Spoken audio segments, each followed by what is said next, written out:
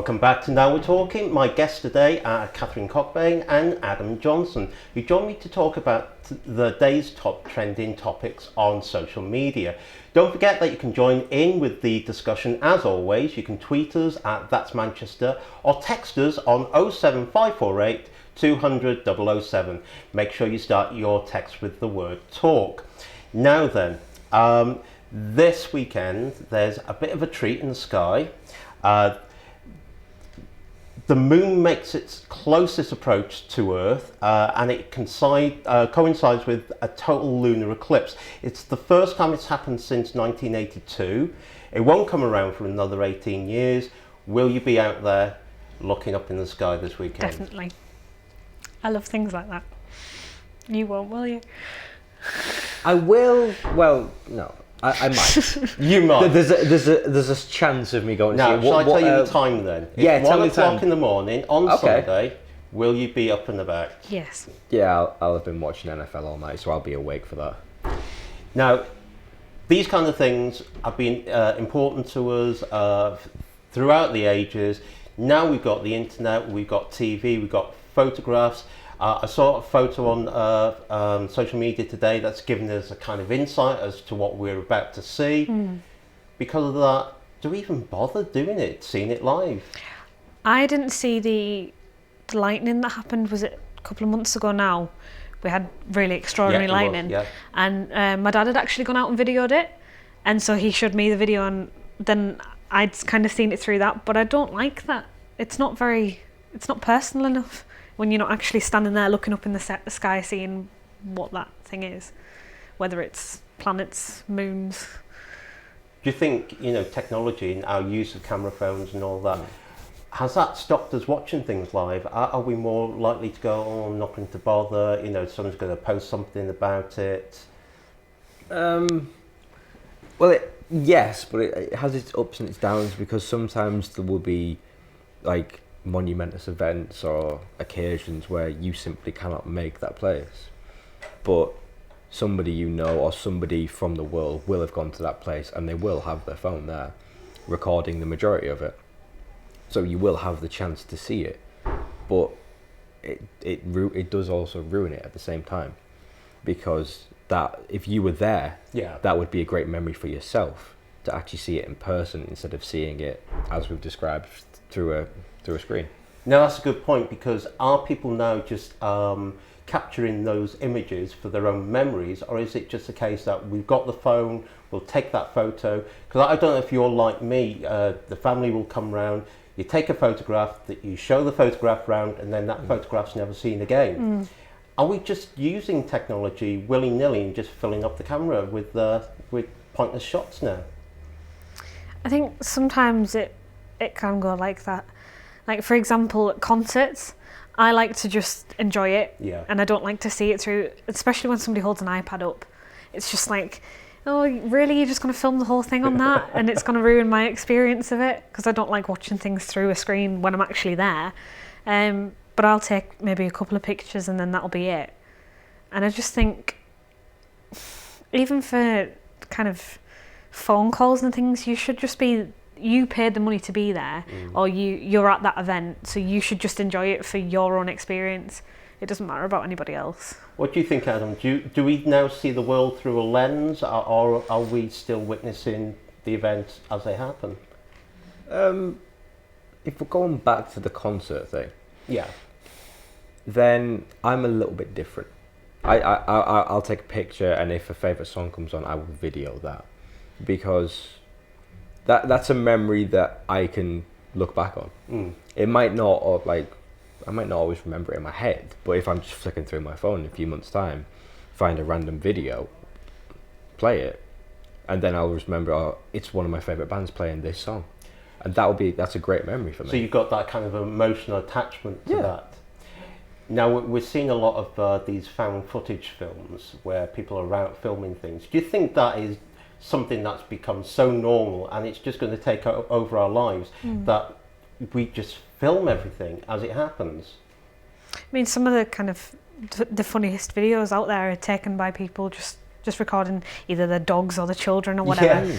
And that is incredibly funny sometimes, but then you think, well, that's a chance event, and if you're going to witness something, maybe it's a little bit different.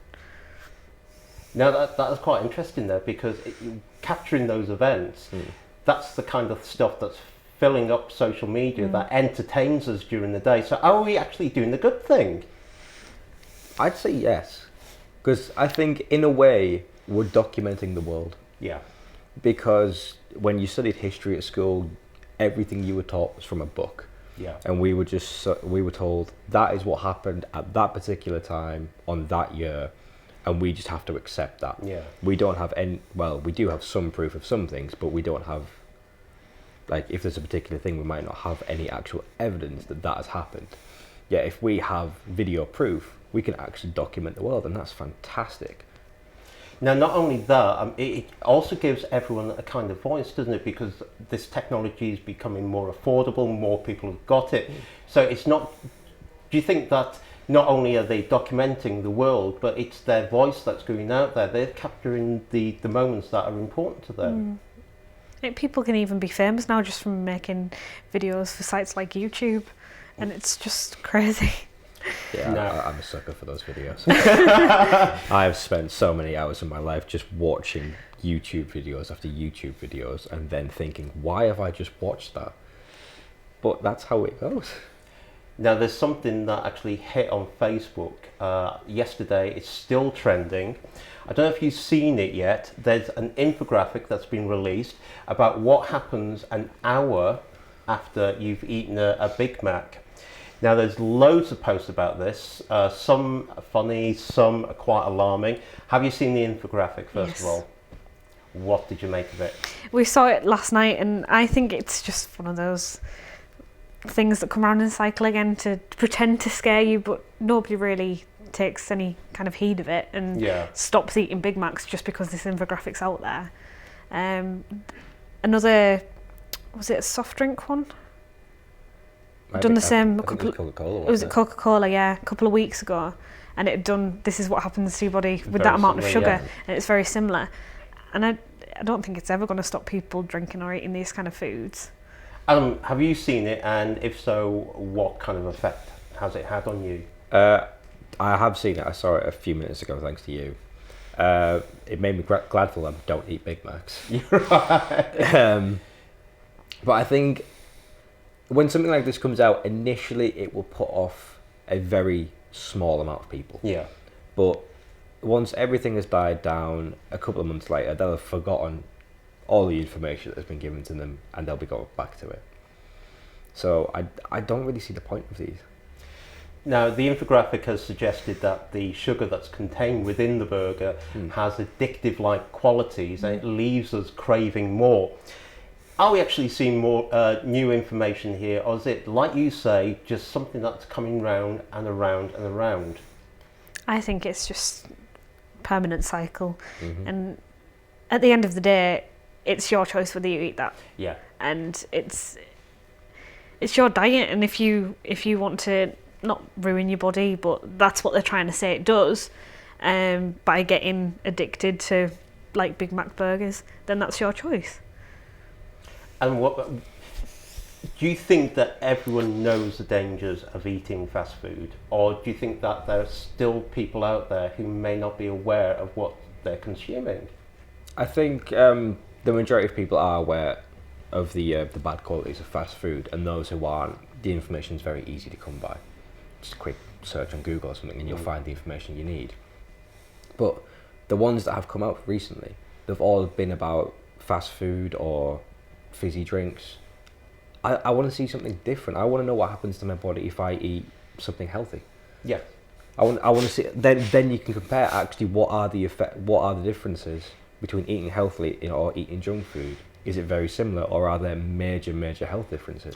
Because obviously when you eat any food, there's going to be sugars, there's going to be fats in there, which will have very similar effects. But I think what's being suggested here in the infographic is that the amount of sugar and the amount of fat that's being consumed is far too high. For instance, the amount of salt that's in there is leaving people dehydrated, which, you know, it's a major factor within, you know, drinking fizzy drinks. there is a problem with obesity, certainly in America, and it's becoming more prevalent over here. Do you think that because people are eating these things and may not be completely aware, that they just continue with that diet? I get really annoyed seeing promotional kind of adverts for kids to do with fast food. For example, myself, when I was younger, we used to have either a takeaway or fast food once a month, and that was treat day, and that was what that was for. But for example, my cousins, who are two boys that are now 11 and 9, they have at least 2 McDonald's or KFC or things like that every week, and they are starting to get obese, and it's not nice to see that. Do you think it's worrying that people like Coca-Cola and McDonald's are sponsoring sporting events, and what kind of message do you think that's putting out to people? They're not healthy at the end of the day, and even when places like McDonald's try to put out salads, they're still unhealthy. Yeah. So I just don't agree with it. Adam, quickly, what are your thoughts there? While I don't agree with that, certain events wouldn't be the same without sponsorship from these events. From these companies, I should say, not events. Okay, unfortunately, we're going to have to leave that there. Join us after the break when Catherine, Adam and I will be discussing more of the events of today. See you shortly.